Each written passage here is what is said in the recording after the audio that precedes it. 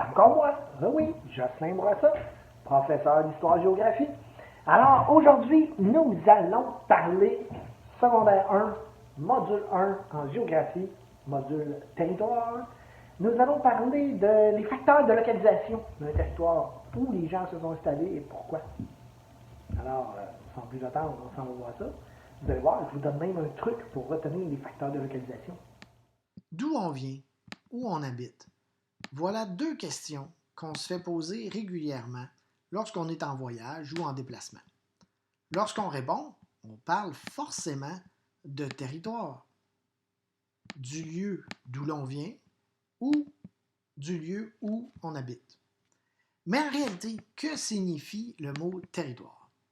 Alors, la définition exacte, c'est un territoire, c'est un espace, on ne dit pas une ville, un village, un continent, on ne prend pas de chance, on y va un petit peu plus large, c'est un espace ou un endroit terrestre dépendant d'un État, d'une ville ou d'une autre juridiction. On remarque que le terme, espace, dans la définition. Qu'est-ce qu'un espace? Ça peut être un bien délimité, lequel on s'attribue, qu'on veut garder son autorité. Un exemple, votre chambre à la maison, votre casier à l'école, ou même votre bureau dans la classe, c'est votre espace. Mais on peut dire que c'est un territoire. Pourquoi pas? C'est votre espace, votre territoire, dont vous voulez garder votre autorité. Quelqu'un ne peut pas arriver et dire « Tasse-toi, c'est ma place maintenant ». Non, c'est ton bureau, ton casier et à la limite, ta chambre à la maison. Même si c'est à la maison qui appartient à tes parents, mais c'est quand même ta chambre, c'est ton territoire, ton espace à toi. C'est pas facile de se démêler. Il peut en effet avoir plusieurs définitions d'un territoire et d'espace. Mais on va garder le principe en géographie où un espace devient un territoire lorsqu'il est habité. Alors on dit que habiter un territoire, c'est avoir des liens dans un environnement. On va mettre ça un petit peu plus simple. Habiter un territoire, parce que là c'est ça qu'on a dit, qu'on voulait avoir un territoire habité. Donc depuis toujours, les gens ont tendance à s'installer près des cours d'eau, sur un territoire plat, un terrain plat, et un climat chaud. Bon, un petit truc qui peut sembler niaiseux, mais pourtant c'est super simple et un coup qu'on assimile, qu'on comprend le truc, après ça on s'en rappelle pour toujours.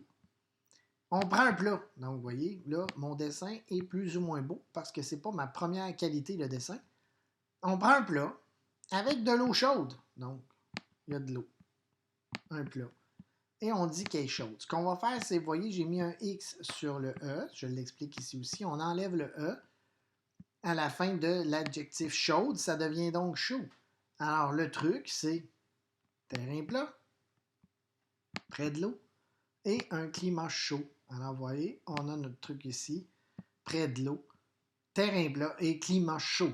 Bon, là, j'ai mis plat en premier ici dans mon truc, mais le critère principal, c'est vraiment être près des cours d'eau. On va le voir sur la carte du Québec. On pourrait faire plusieurs cartes dans le monde, plusieurs endroits dans le monde. Vous pourriez vous apercevoir que la majeure partie des villes sont situées près des cours d'eau.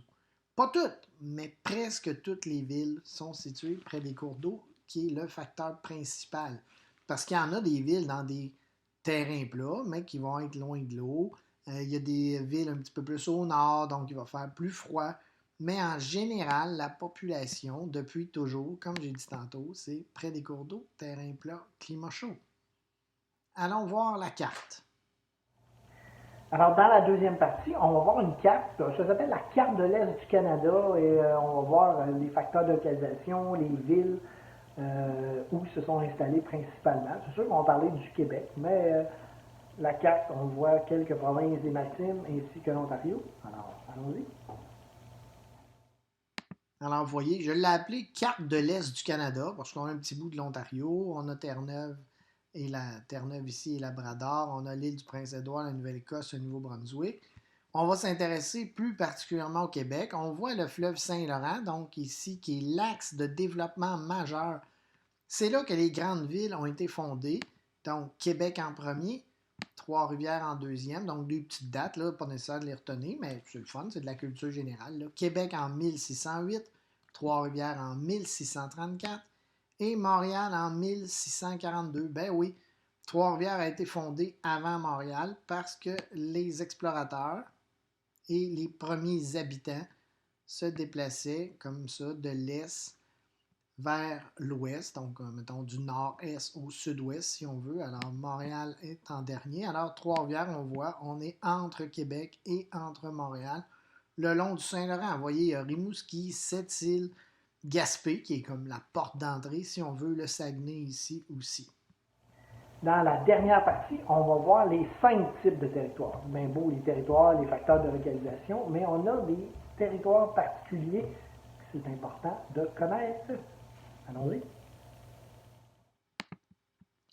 Avec le temps, les territoires se sont développés. Ils ne sont pas tous organisés de la même façon, tout dépendant où on est. Hein. Si on vit dans une ville ou dans un village, on s'entend que c'est différent. À étudier cette année, on a 5 types de territoires. Donc, territoire urbain, qui est plus une ville. Territoire région, où ça va être des villes de moins grande taille et aussi des villages. Territoire agricole, où on a des agriculteurs, des éleveurs. Territoire autochtone et territoire protégé, donc plus des endroits qu'on veut préserver, souvent la faune et la flore. Allons voir des images pour mieux se familiariser avec nos 5 types de territoires.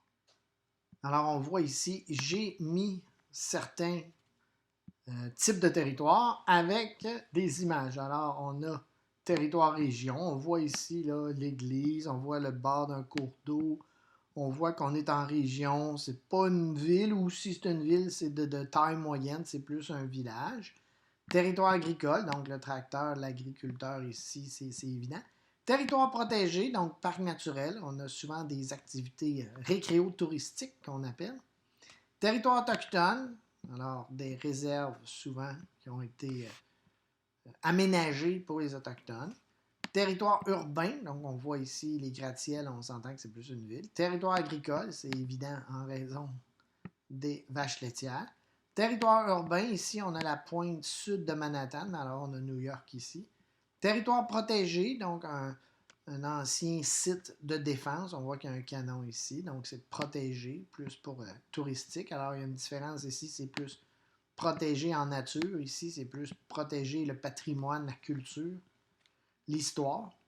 Et encore ici, une ville de taille moyenne, donc territoire région. Alors, si on revient à nos 5 types de territoires, on voit territoire urbain, région, agricole, autochtone et protégé. Et c'est déjà fini. Eh oui. Alors, j'espère que vous avez appris quelque chose. On se revoit à la prochaine. Bye bye.